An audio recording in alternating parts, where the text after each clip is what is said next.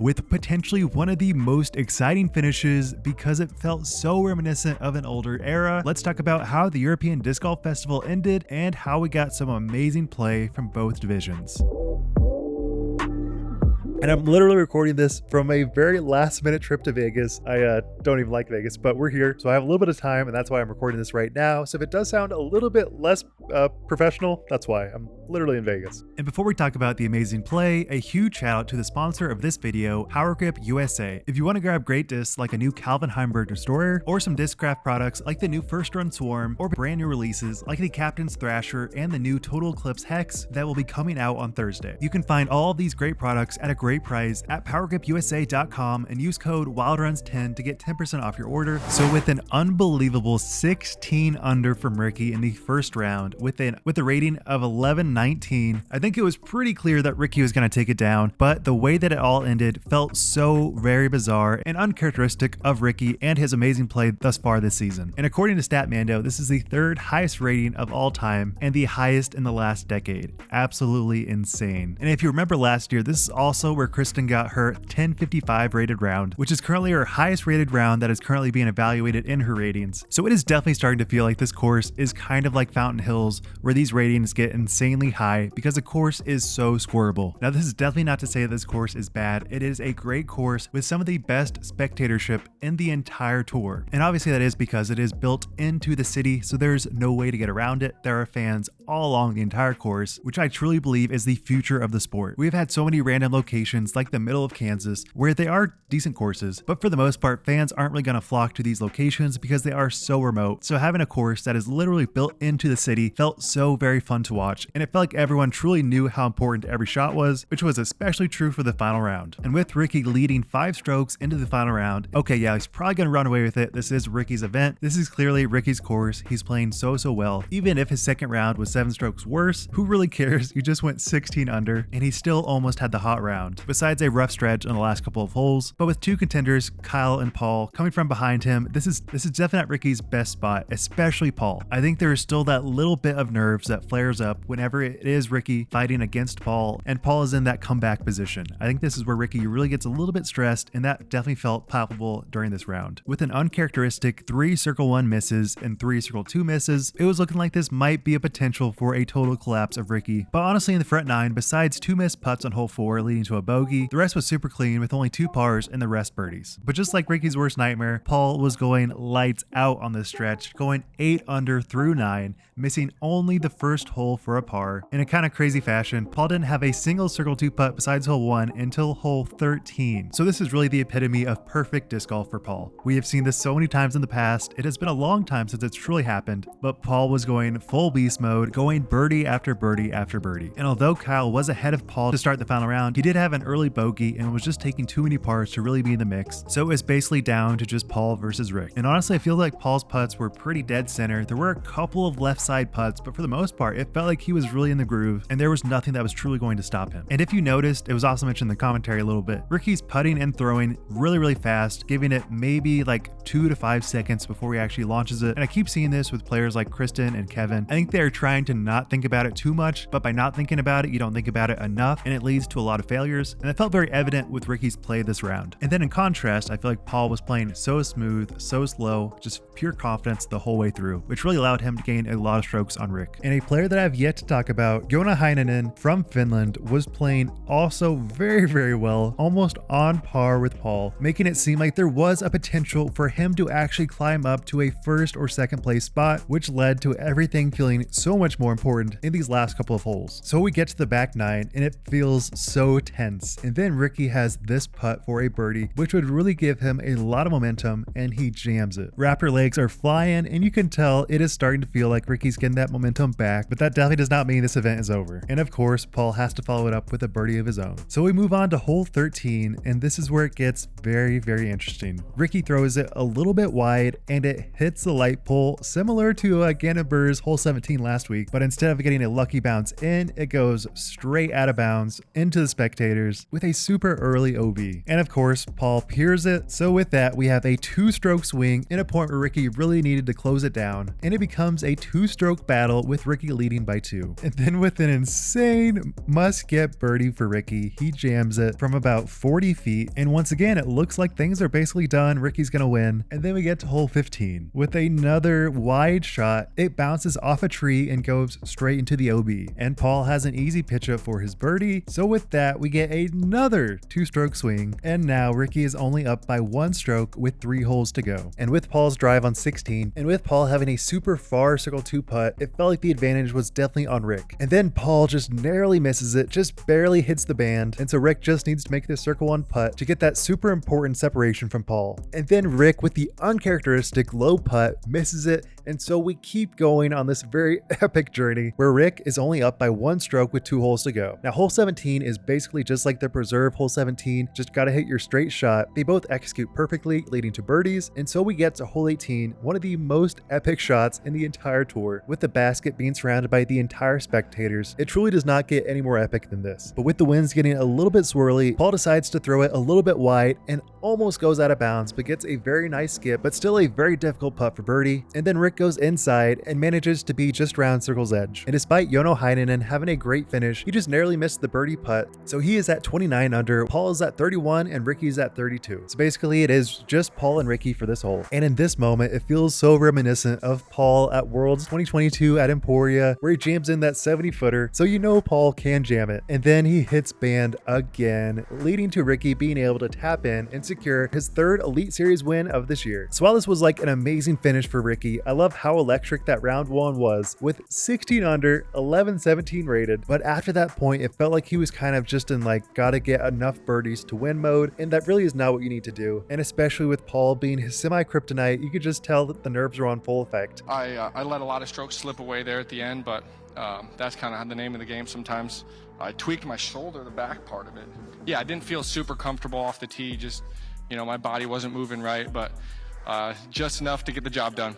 I was able to get the job done, and that's what matters. So honestly, a major shout out to Paul, who is in great form in the most insane fashion, because once again, he's in great form leading to Worlds, which is just in like 2 weeks on his home course. So the potential for Paul to come from behind, having probably his worst season in like the last decade, and then shows up right at this moment going into Worlds is just so crazy. So the potential for Paul to get another Worlds win feels very possible. I'm not gonna say likely, but very possible. And also a major shout out to Joona Heinenan. I definitely feel like his play, especially in this final round, was so strong, with 14 for 15 in circle 1, and his only missed circle 1 putt was that last putt for hole 18. So you definitely have to be proud of that performance, and definitely had the potential to go into a playoff against Paul and Rick, which would have been insane. So despite that being crazy, I think the FPO was almost crazier. So let's talk about the battle in FPO. And now it's on to FPO. Truly some of the most bizarre finishes I've ever seen from basically every player in contention. Starting off with Kristin, a player that we know and expect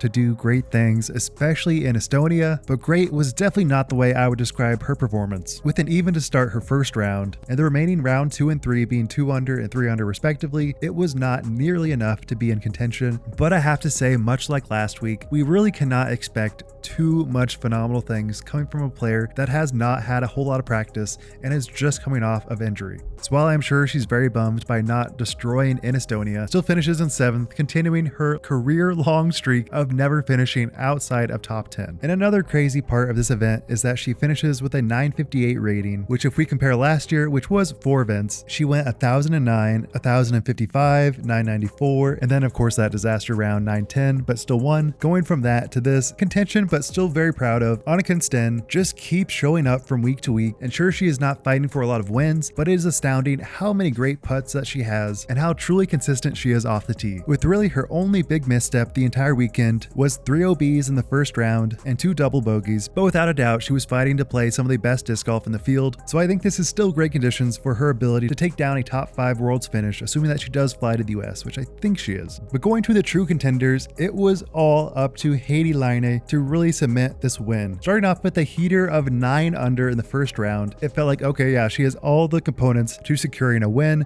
much like Ricky, but for whatever reason, this course just likes to throw weird things at you, and she did not not perform nearly as well in the second round, and going into the final round, it felt like the trend might continue. And spoiler alert, that is definitely the case, with only one birdie in the first 8 holes, while 2 other players were really dominating, Missy and Eveliina. And even though Eveliina was on chase card and had 2 bogeys in the front 9, there was still that glimmer of hope that she might have potential to take it down, with so many holes favoring her game with her amazing distance. But again, this is Eveliina we're talking about, so she did have 2 missed circle 1 putts in the front 9, which really started to affect her chances of taking down this event. And on the flip side, Missy Gannon was just playing smooth, calm, and collected, with again much the same way as Ricky. Hole 4 misses her putts and takes a bogey, but still finishes the front 9 at 4 under, which included a 42-footer for birdie on hole 7. And with Heidi basically just holding on enough, it was going to be up to these players to take the win and not just hope that someone else fails. And then Missy really started to heat up on the back half, with birdies on hole 10, 11, and 12, and then on the flip side, Heidi bogeys holes 11 and 13. So at this point, it felt like Heidi was falling off, and Missy just had to hold on, get a couple of birdies, and she would secure her win. But then the wannabe chase card champion Eveliina starts popping off, and this is in a way that we do not expect. Eveliina's putting was amazing. With a lot of these holes being pretty gettable for Eveliina, it became much more of a battle of putting. And man, did she putt the lights out, knocking down C1 putts for birdies on holes 11, 12, 13, 14, 15, and 16. And while only one of those was actually circle 2, who cares? These are great trends that we do not expect for Eveliina. We have seen so many bad performances in this final round, back 9 moments for Eveliina. So to see her in Europe dominating on the putting green is amazing. It felt so gratifying. And so after hole 18, she finishes at 13 under, which Missy was already at on hole 13. So all she had to do was just get a couple of birdies, no bogeys, and she would be good. And she knocked down a birdie on hole 14. And then again, much like Ricky, she goes out of bounds in this stretch on hole 13, cards the bogey, and then does bounce back on hole 14 with a birdie. But then in the most uncharacteristic moment, she has a very gettable birdie putt on hole 16, goes a little deep on the putt, making it a kind of tough comebacker. But again, this is Missy Gannon, one of the best putters on tour. And so you expect this comebacker to always go in for her par putt. She misses and cards the bogey, which meant that she was going into the back 2 holes tied with Eveliina. So if she could just get one birdie, it would all be good. But on hole 17, she misses her circle 2 putt. And then on hole 18, she again has a very gettable, at least for her standards, putt for birdie, and she missed it. So we get some amazing playoff holes for Eveliina and Missy. And again, like other events in this European stretch, I'm not entirely sure, but for whatever reason, it is sudden death. So we are not doing those 3-hole playoffs. So if one of them does win a hole, that is it. It is a done deal. That player wins. So right off the bat, they both have great drives, basically no-brainer upshots for their birdies. Missy gets right up to the basket, and Eveliina throws it a little bit wide, so it's maybe like a 10-15 footer. But again, you wouldn't really even think twice about it. Anybody can make that, but this is not anybody. This is Eveliina. So everyone watching knows there is a little reason to stress. So when she does get up to her lie, you can tell nerves are very high. This is not going to be an easy putt, but again, it is like 10 feet. Anyone can make that. Even with like a month of playing, anybody can make a 10 footer. But with the elevation, the hill, the stress, it all amounts to not the easiest putt, and she putts it high and misses. So with that, she loses to Missy Gannon in the most heartbreaking manner, coming off of the best putting stretch I think I've seen of her in recent history. But it was no match for Missy Gannon, who secured her 9th Elite Series or major win on tour, putting her tied 9th all time at FPO, which is an absolutely insane stat.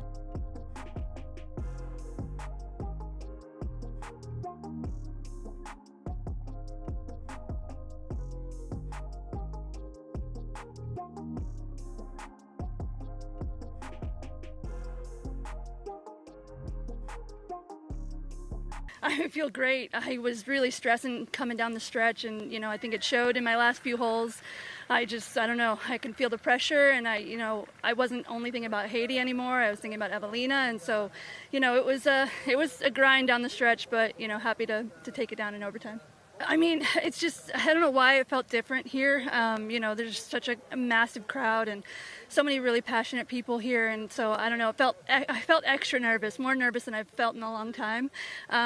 So yeah, it's just a great vibe, and I'm so looking forward to coming back next year. And you really can't say the field wasn't that deep. There was amazing players there. They just did not perform. And I think there's something about this course that really does lend itself to so many amazing shots. There is a little bit of flukiness with so many obstacles in your fairway. You can hit anything, go from a great drive to a bad drive. But in the same way, I think it almost makes the course even more exciting because there are so many 50-50s. It could go one way or another. You just don't know. But to me, the craziest stat of the entire weekend is the putting percentages. And I truly don't think you would believe this, but Eveliina cards 69% from C1, whereas Missy carded 64%. Now, Eveliina only did make 1 of 10 Circle 2 putts, but we don't really care about that. At least for Circle 1 putts, Missy, who is one of the best putters on tour, did 5% worse than Eveliina. If this is not a groundbreaking stat, then I don't know what is. I cannot believe this, and it is a little heartbreaking that she did lose the entire event due to her missed 10, 15-foot putts. But we're looking at the trends, and the trends are good for Eveliina. And if she can just overcome those nerves and get to a consistent putt in those final stretches, then she will be a top-tier player that no one else can be, even Kristin. But that is just my take. I would love to know what you guys think. I am so content with how this European stretch ended. By far the best stretch on tour. Nothing even gets close. So with that, what do you guys think about this event and the European stretch as a whole? And did you think Eveliina had a chance or Paul? It all felt like a 50-50 and it could go either way. So thank you guys so much for watching. Go to powergripusa.com and save 10% off your order using code WildRuns10 at checkout. With that, WildRun signing out. Peace.